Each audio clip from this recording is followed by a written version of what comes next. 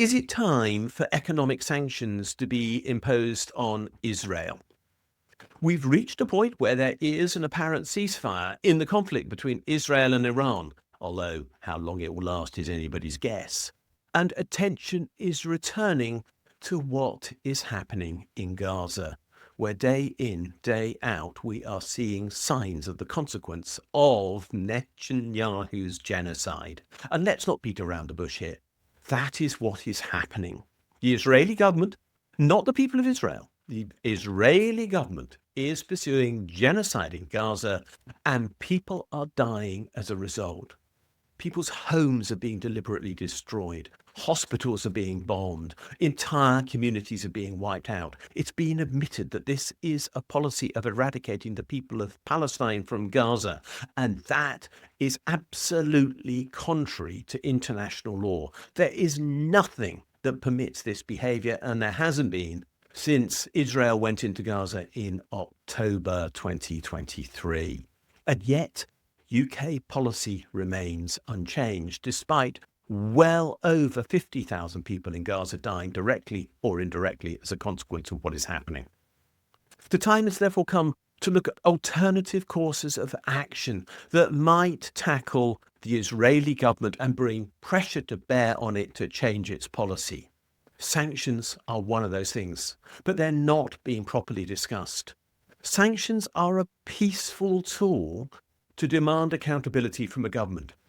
They are something that says you are ignoring international law and that we are not, and we are going to take consequent action. This is not about war. This is not about violence. It's just about bringing economic pressure to bear on a government which is doing something that is profoundly unacceptable, unethical, and in the case of Israel, at this point of time, illegal.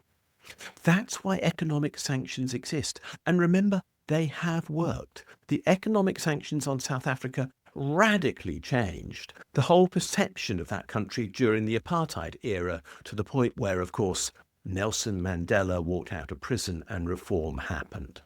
Right now in the UK, the co-op food stores are taking a stand on this issue.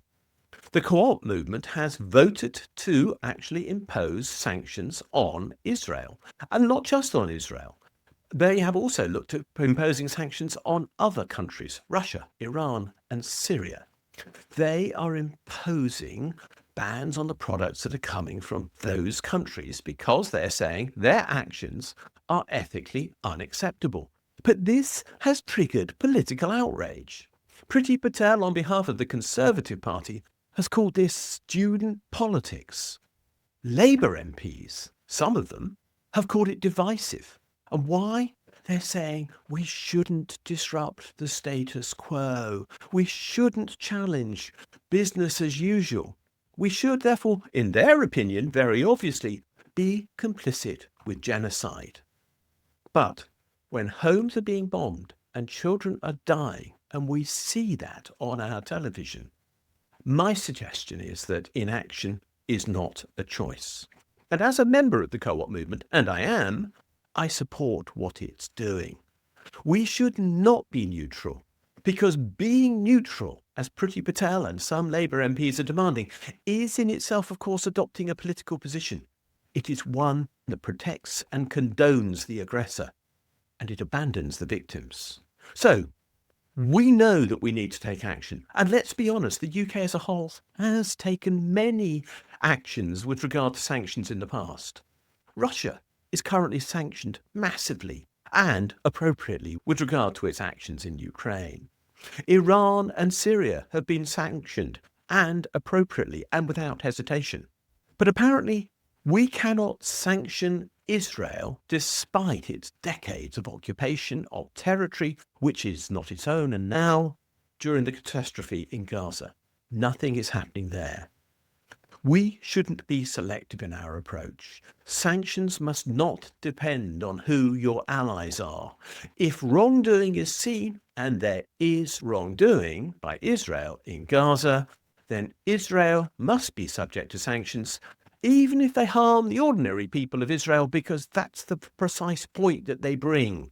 They are meant to harm life inside Israel, because the intention is to bring pressure to bear upon the people of Israel to change their government, which is undertaking illegal action in their name.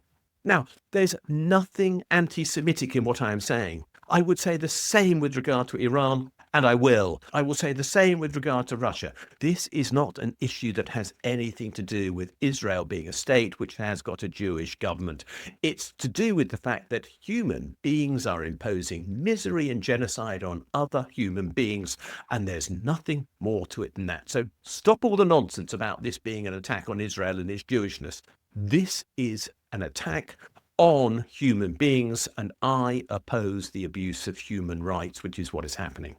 So we need to sanction Israel and remove its legitimacy in world trade as a consequence. A supermarket in the UK, the Co-op, is now acting with more moral courage than our government. It has listened to its members, applying their principles and the principles of the Co-op movement consistently. And yet we have politicians attacking them.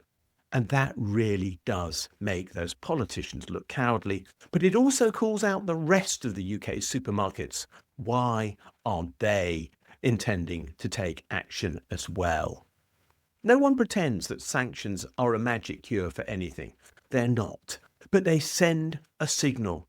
They say that crimes against humanity will not be ignored. And they deny support to regimes that abuse power.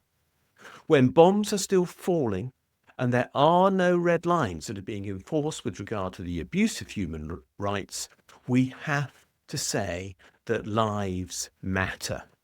We have to say that selling carrots grown in Israel is less important than it is to defend the lives of those who are currently unable to defend themselves.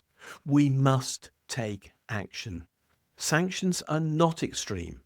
Silence is what is extreme in the face of these forms of abuse. The Co-op has acted, and I applaud them. Our government has not acted, and I condemn them. Gaza demands justice. Sanctions are a start. Thanks for watching this video. If you've enjoyed it, please do click the like and subscribe buttons because they do genuinely help us spread the word on YouTube. As importantly, could you have a look at the section below this video where it says more, and there you'll find a link to my blog. And if you follow that for the specific link to the blog entry related to this video, you'll find a transcript of this video and lots of other related material, plus a ChatGPT prompt that you could use to write a letter to your MP on the contents of this video, which will turn you into a campaigner, which will be a great thing to do. Finally, if you do appreciate the work we're doing, can you think about giving us a donation? If you'd like to do so, there's a link below, or you can find one on my blog where there's a Ko-fi button saying, please buy me a coffee. Thanks a lot, and we'll see you again soon.